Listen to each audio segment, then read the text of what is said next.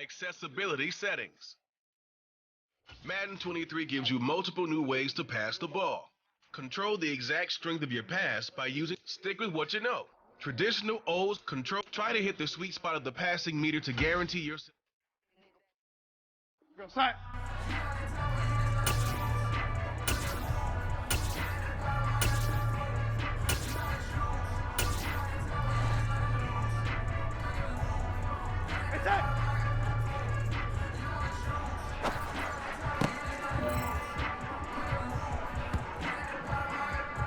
Outside.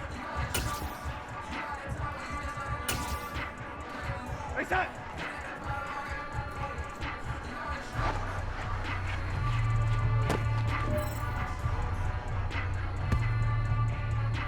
We go outside.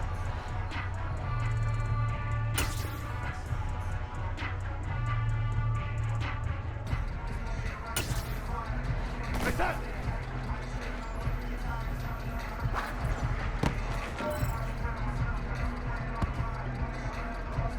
Outside. Outside.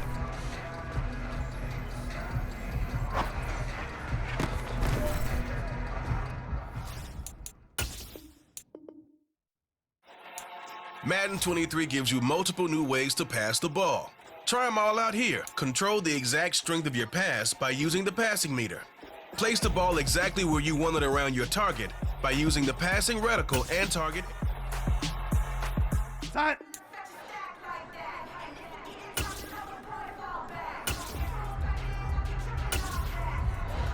Reset.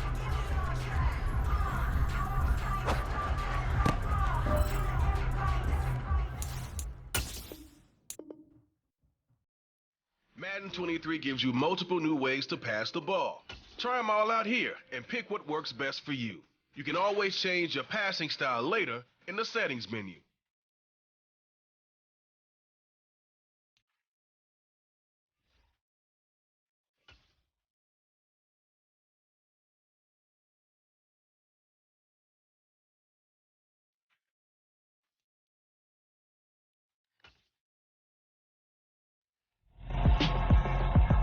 This is a special presentation of EA Sports from the Coliseum in Oakland. Our tribute to the coach, the John Madden Legacy Game. I'm Brandon Gaudin here to take you through the proceedings. And coming up, we're going to tell the story of a man who was truly larger than life and whose impact on the sport of football, certainly it's going to live on for decades and decades to come. Now, we've assembled a couple of rosters featuring some of Coach's favorite players from both yesterday and today. And Coach himself will be on the sidelines for both squads, trying to motivate his guys to victory. Now, I'm joined now by my good friend Charles Davis. CD, your thoughts on John Madden and what he meant to the sport he loved so much? For me, Brandon, it's the word joy. He brought that to the game of football and brought the game to so many people. He stayed involved his entire life. And moving forward, when you think of football, you're always going to think John Madden.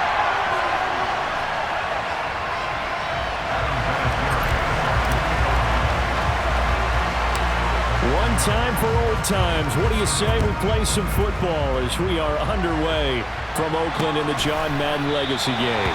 And we will not see a run back on the opening kickoff. This will be a touchback.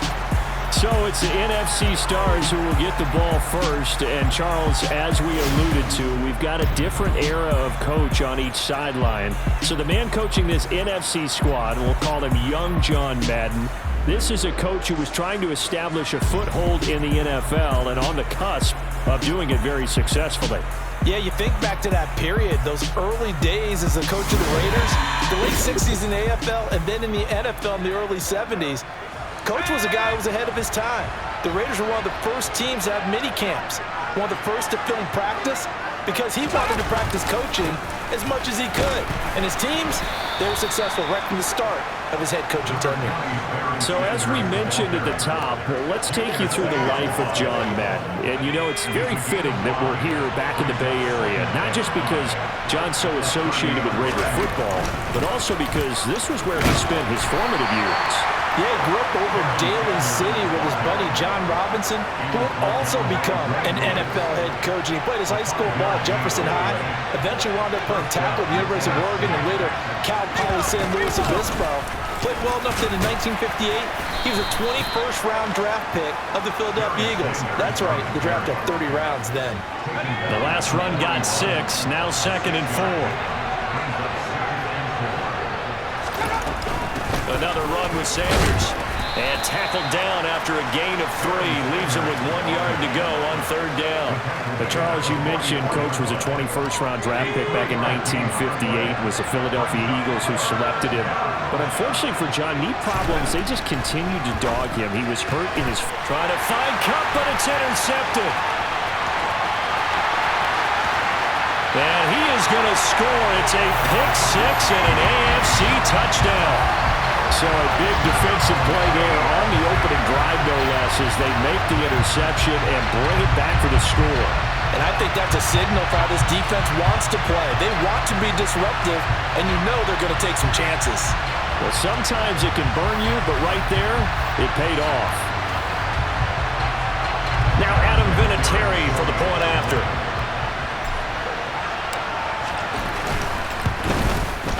And he's got it to make it 7-0 AFC. So the defense creating some points, not only getting the interception, but then returning it to the end zone for the pick 6.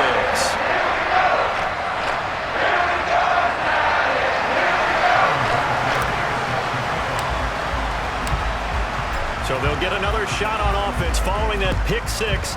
And now the kick is away. Hester going to decide against a return, and they will spot this at the 25. You see the AFC defense heading back out there.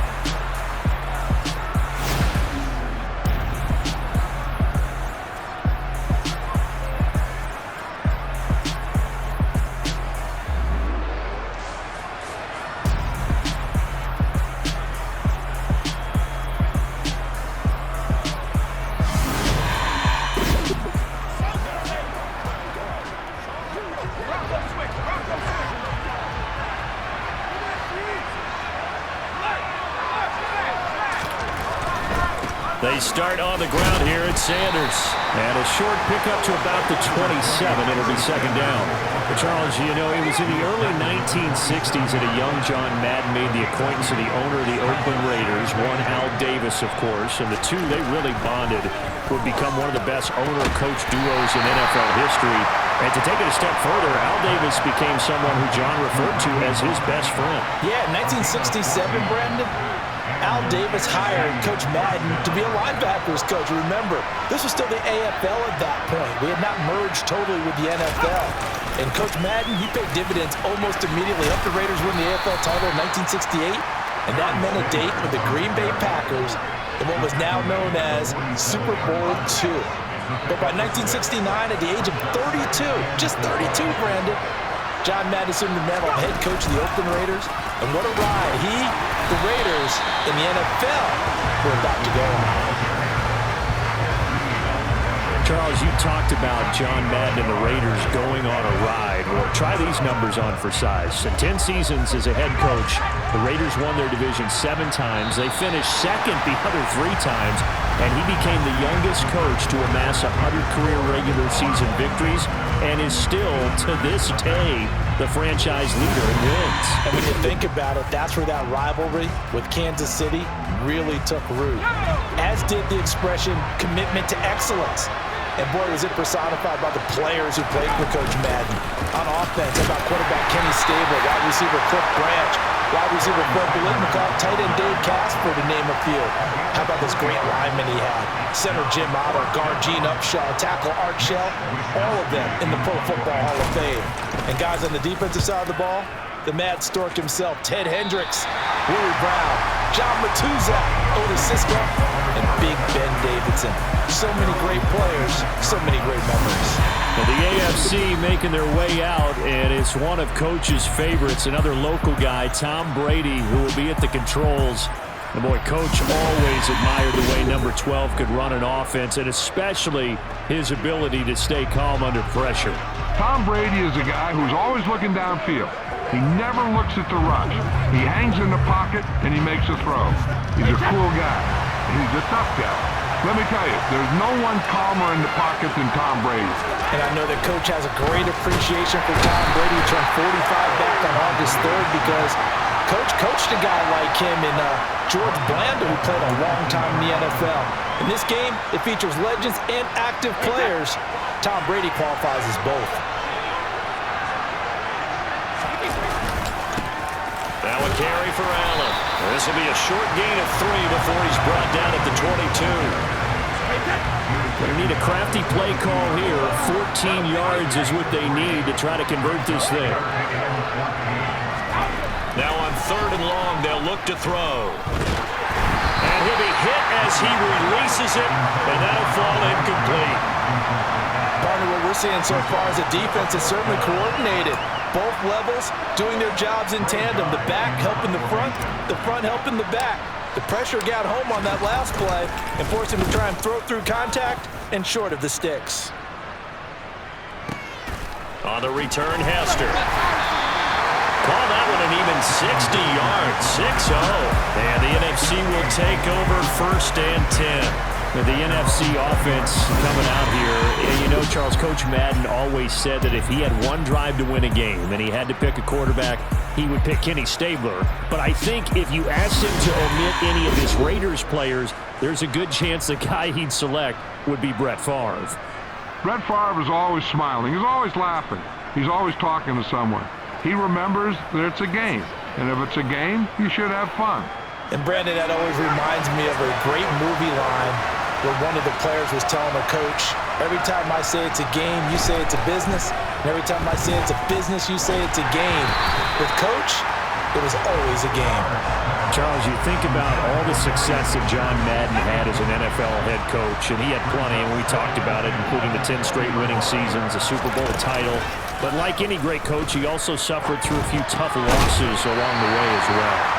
And Brandon, those tough losses came in high-stakes games because they always had such great success. Think about it this way. 6 times in his 10 years, the Raiders were knocked out near the AFL championship game or the AFC championship game. There might be a divisional round exit. That's the one that bothered him most of all. Three Rivers Stadium, December 1972. Yes, the Immaculate Reception game. Franco Harris grabbing the ball that was deflected. Almost at his shoe tops, he picked it up and took it in for a game-winning score to give the Steelers a 13-7 victory. And partner, anyone who loves black and silver still doesn't believe that ball hit anyone in black and silver that day, and that play should never have counted. Well, the AFC offense heading back out. You know, Charles, Coach really loved to utilize his tight ends in the passing game.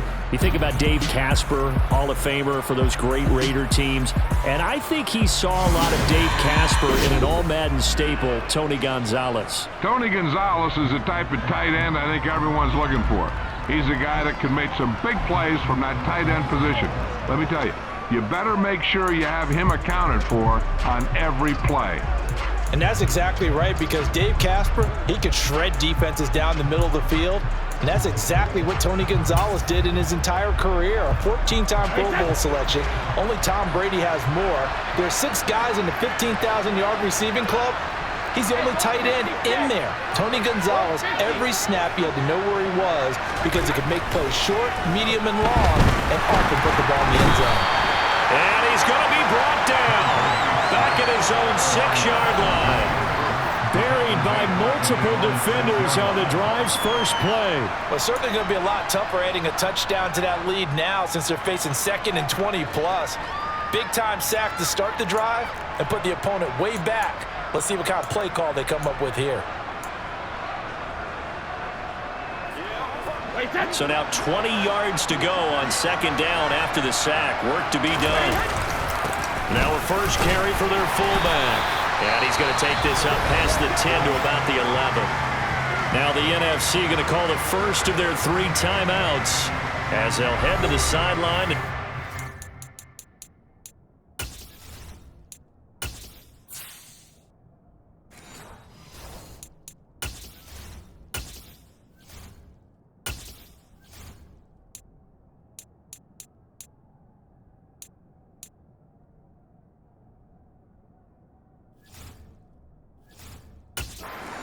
to do next.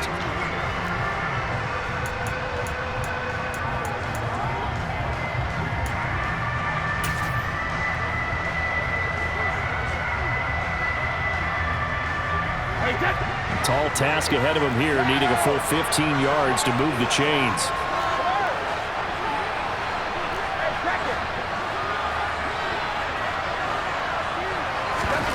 On 3rd and long, it's Brady. He'll rifle this one deep right side. He's got a man, complete. And they nearly get this all the way to midfield. Mark him down at the 49. Boy, a nice play there as they wind up converting on 3rd and 15. The big play has them all the way out near midfield for a 1st and 10. On the toss, here's Allen. And he is going to lose yardage here. Tackle by Kevin Green. I like the strategy. Extra tight ends, extra beef. They want to run the football, but that means they probably want to run it inside. If you get strung out on the perimeter, you're in peril. Yeah, we saw the result, negative yardage. Throwing on 2nd and 14. Brady, a hit as he throws there, incomplete. I think he had to unload that one before he wanted to. He was right up in his grill. I think he was a dentist there without a license, don't you? Just not enough time for the play to develop. Just lucky it wasn't a fumble, really.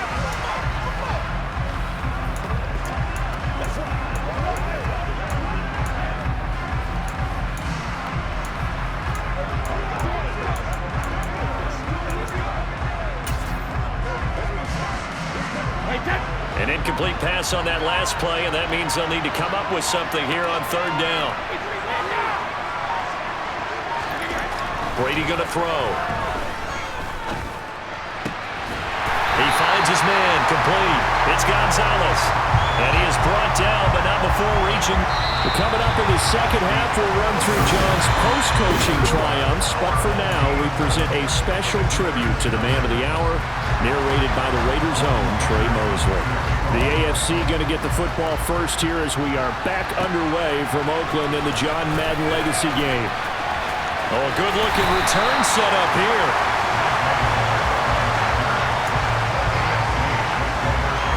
The AFC offense set to take their next drive. And they've got the lead. CD, what do you think the message was at halftime? I don't think the message was too drastic, I think, at the half, or that they need to change things too much. I do think the offensive line could play a little bit better. And I think they'll try and help them out more. They'll probably keep a tight end in a few more times and maybe add a running back to the formation to pick up those pass rushers, because they probably allowed a few too many sacks for comfort in the first half. So now, Charles, to pick up the story we've been telling, John Madden at 42, he just completed a 10-year stint as the coach of the Raiders. He wants to step away a bit from the grind of coaching, but he doesn't want to step away from the game of football. So he ends up signing on with CBS in 1979 to try his hand at broadcasting. And much like his coaching career, it was pretty much an instant success. Oh, you saw that one coming. It's intercepted, thrown back across his body. Deion Sanders, the Hall of Famer, with a pick.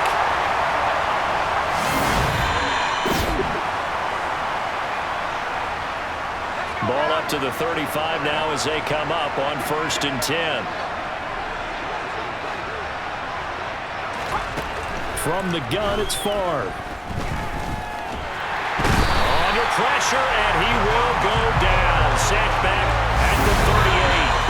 So for Coach Madden, Charles, by 1981, his broadcasting career is really taking off. He's elevated to the network's #1 booth that calls all the big matchups. He gets the plum assignment of calling Super Bowl 16, 49ers and Bengals, and he's teamed up with Pat Summerall. And that pairing ultimately would go on to be one of the most influential in sports broadcasting history. Influential not just in us listening to them. Remember, they went out and called 8 Super Bowls together. But how they put together kind of the template that all of us broadcasters follow now. Sitting down with the head coaches and the quarterbacks and the stars of each team before a ball game to get extra information.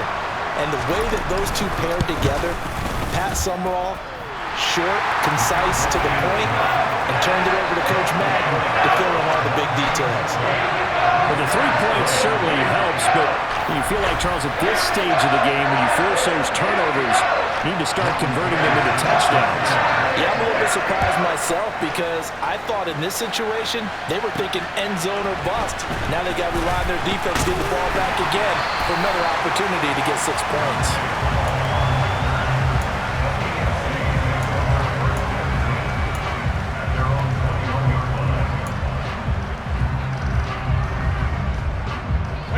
The offense for the AFC set to go now. This game, it has obviously been all about the defense on both sides of the football. Which offense is going to break through here? We'll see if they can do it on this drive.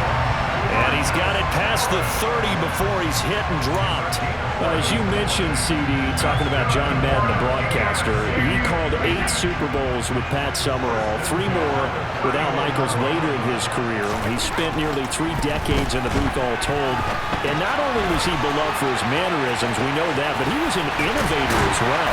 Yeah, Brandon, you talk about things like the telestrator, which totally became identified with him. And now it's a staple for all analysts to have in the booth. And then you think about things like turducken on Thanksgiving, when he used words like boom and pow. He helped create the old Madden team. He was a very popular commercial pitch man.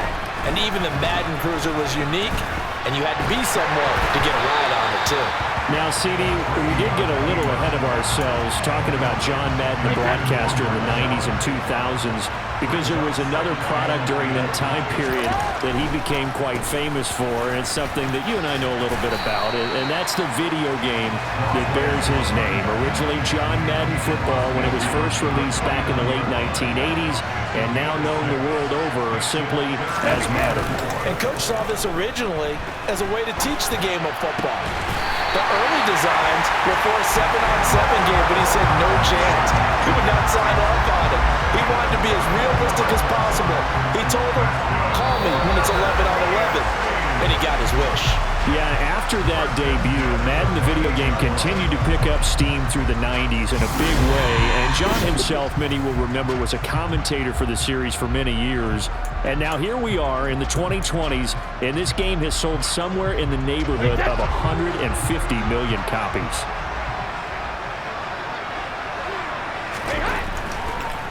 They run the draw play. Allen.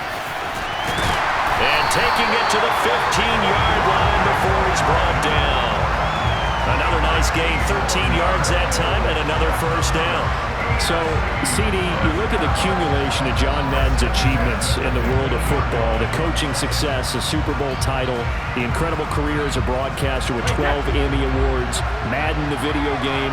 It was very fitting back in 2006 that John Madden got the call to be enshrined into the Pro Football Hall of Fame. A more deserving person you will not find. He gave an incredible speech on that day, Brandon. So many of his former Raider players were in attendance. He talked about how he envisioned that when the last person turns off the lights in the hall every night, that the bus talk football amongst themselves. And what a discussion that might be. Yeah, he finished his speech by saying, today feels like the second time in my life that I'm being carried off on the shoulders of others. Yet instead of off the field, it's into the Hall of Fame. This has been the sweetest ride of them all. And he's going to come up well shy of the first here as the tackle's made right around the 12. Just a 1-yard pickup there, and it'll be 4th down.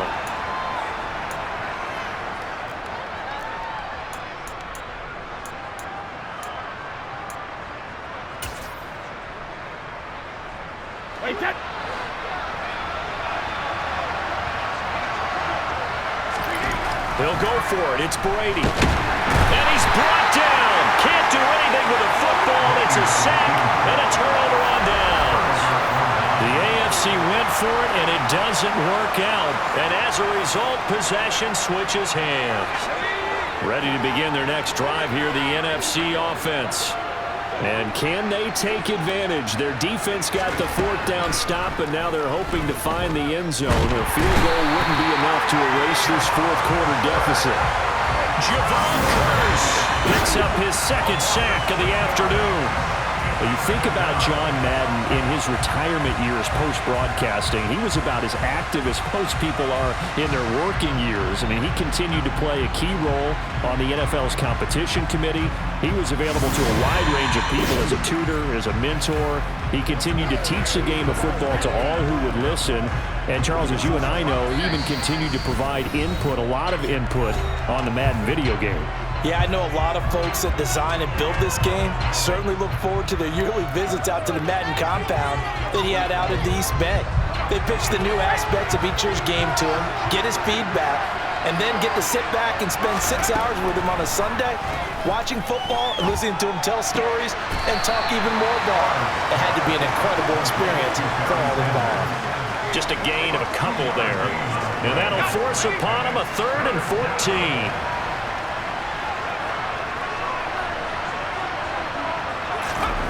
He's back to throw. Able to complete to Moss. And they work this well upfield across the 45. First down now, but the clock continues to move. He's going to let it fly. And that's going to be too high. Out of bounds and incomplete. Ooh, that's certainly not the worst thing. It stops the clock and lets your offense catch its breath and lets us exhale a little bit. Now I expect them to call a couple plays in the huddle, so they're ready if a tackle happens inbounds. Favre's throw here hauled in by Cup. And he'll be taken down, but not before they work this to the 45. Now the NFC going to call the first of their 3 timeouts as they'll talk it over here before what will be an important 3rd down. They'll look to throw. And that is incomplete. They've got one chance left to keep this one going, and I think for you and me, let's think along with their offensive coordinator now. Has to think back, cycle through every play of this contest, and remember what's worked and what hasn't. Because right here, he needs the best play of the game in order to keep this one alive. They're going on 4th down. It's Favre. That'll be caught by Rice. And he will be taken down, but not before he's got the NFC first down. So they take a chance on 4th. Why not in this game? And it's going to pay off with a new set of downs. And he's going to get this inside the 30. First down now, but that clock rolling. Back to throw. And once again, this is Sanders. And down inside the 15 he goes. Now the NFC going to take a timeout, their second, as they'll stop it with a little over 30 ticks to go in the football game. And here we are in the 4th quarter, partner, and we watch them drive for what would be a go-ahead touchdown. And you and I both know this is where you need a quarterback who can keep his cool back there, not just for himself, but to keep the rest of the team relaxed too. And this is caught. Touchdown.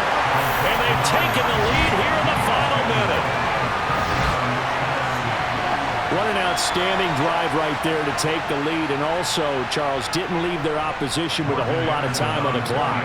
Yeah, I like the way that you're viewing this because they did a tremendous job to put themselves in a position to win, but they can't celebrate just yet. They've got to clamp down on any big plays and force them to use up those timeouts without making any headway. Following the touchdown, here's Anderson to kick it away. This one fielded at the 5. And able to get this out to the 25.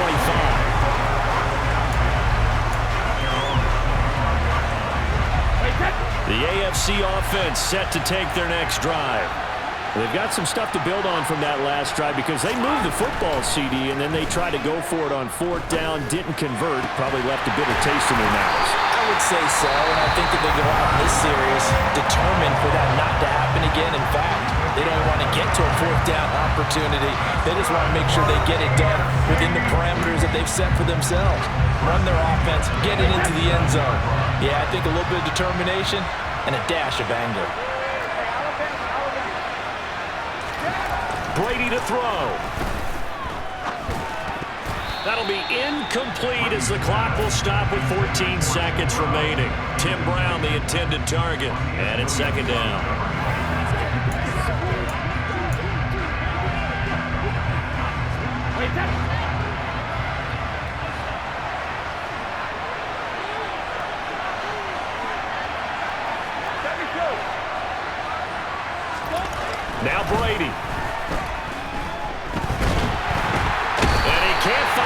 receiver, and he's brought down. They've got to burn the timeout, and they do, but a costly, costly sack. And now maybe just time for one final play.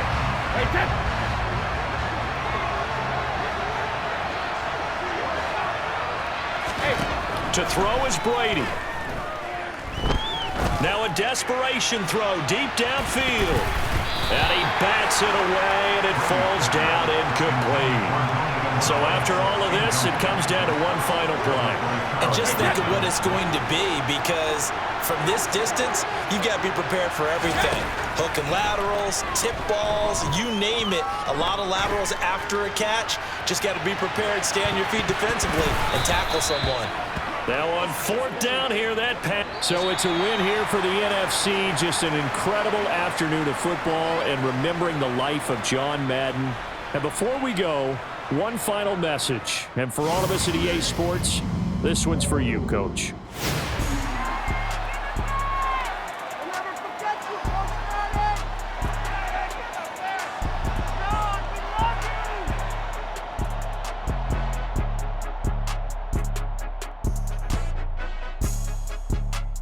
I just say this, I thank you all very much. This has been the sweetest ride of them all.